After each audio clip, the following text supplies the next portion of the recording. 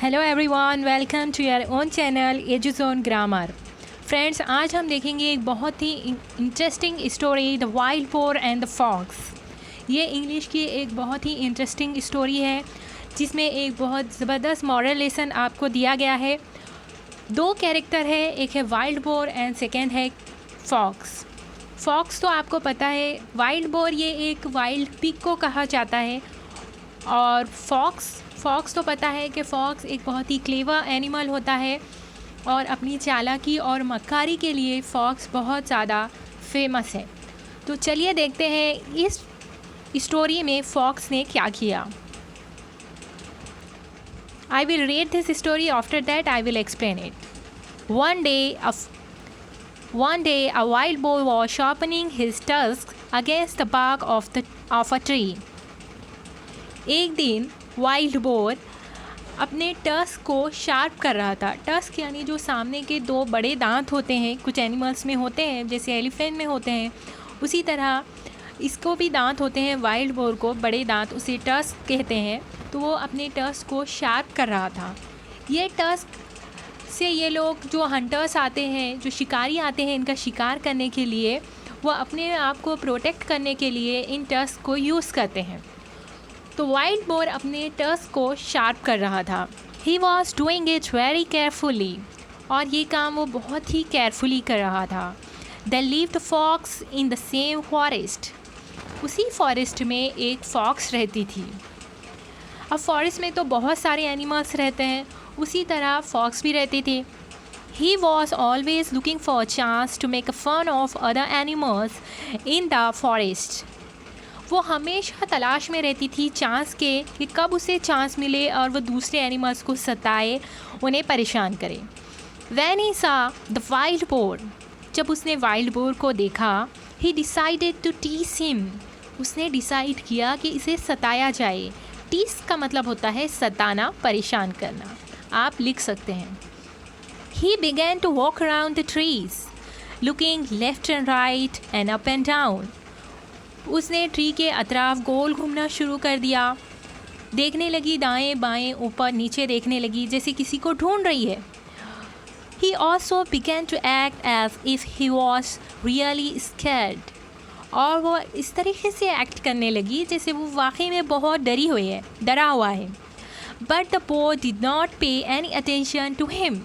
लेकिन बोर अपने काम में बहुत ही बिजी था और वो बहुत केयरफुली कर रहा था, सो उसने कोई अटेंशन नहीं दिया। ही kept right on with his work. वो अपना काम जारी रखा उसने। At last, आखिरकार, the fox said with a grin, Why are you doing that? Fox ने एक हंसते हुए कहा कि तुम ये क्यों कर रहे हो? I tried very hard but I didn't see any hidden enemy and danger. मैंने तो बहुत ढूंढ लिया लेकिन मुझे कोई हिडन एनिमी या कोई डेंजर दिखाई नहीं दिया। True, replied the boar. Bore ने जवाब दिया कि सच है। Just now there may not be any danger, but when it really comes, there won't be any time to sharpen my tusk. My weapons have to be ready for use then. If I am not ready, I will have to suffer. Bore ने इसका जो answer दिया वो बहुत ही important है। Bore ने कहा कि रियल है, सच है कि यहाँ कोई डेंजर अभी है नहीं, लेकिन जब कोई डेंजर आ जाएगा तो मेरे ये जो हथियार है टस्क, उन्हें शार्प करने का मेरे पास टाइम नहीं रहेगा और मुझे सफ़र करना पड़ेगा, तकलीफ़ उठानी पड़ेगी। This story tells us that it is best to be prepared. Don't leave things to be done at the last minute. ये स्टोरी हमें ये सिखाती है कि हमें कोई भी काम करने के लिए, किसी भी काम के लिए पहले से तैयार रहना चाहिए। लास्ट मोमेंट का वेट नहीं करना चाहिए कि जब लास्ट मोमेंट आएगा तब हम उसकी तैयारी कर लेंगे, क्योंकि ऐसा करने से हमेशा परेशानी उठानी पड़ती है। सो बी प्रिपेयर्ड। चलिए देखते हैं इसके कुछ क्वेश्चन आंसर्स। यहाँ इसके मैच द फॉलोइंग्स दिए हुए हैं। लुकिंग फॉर का मीनिंग है तलाश में रहना। What? Looking for a tusk, the fox, a chance, other animals, a chance. Make a fun of other animals, sharpen tusks, pay attention to fox, इस तरह। अब हम देखते हैं उसके आगे। यहाँ पर कुछ स्पीचेस दिए हुए हैं और गेस करना है कि ये कौन कहेगा, ये वाइल्ड बोर कहेगी या फिर फॉक्स कहेगा। I have invited some friends for a party this evening. I must tidy up the house before 4 p.m. मैंने कुछ फ्रेंड्स को घर पर बुलाया है पार्टी के लिए शाम में और मुझे आज 4 बजे से घर को साफ़ कर देना है। ये किसने कहा होगा? कौन प्रीपेयर रहने को प्रीफरेंस देता है? कौन है जो पहले से तैयारी करता है? वो है बोर। तो इसका आंसर होगा द बोर। सेकेंड है I have to catch a 7 a.m. Train tomorrow. I need to pack my bag tonight. मुझे सुबह 7 बजे जाना है तो मैंने आज शाम में अपना बैग पैक कर लेना है। ये किसने कहा होगा? पहले वक्त से पहले तैयारी कौन करने किसकी हैबिट थी? ये थी वाइल्ड बोर की। तो इसका आंसर होगा वाइल्ड बोर।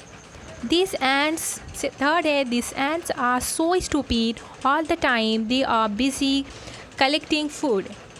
ये जो चूंटियाँ होती है वो बहुत ही स्टूपिड होती है, हर वक्त खाना तलाश करने में बिज़ी होती है। ये किसके थॉट्स होंगे?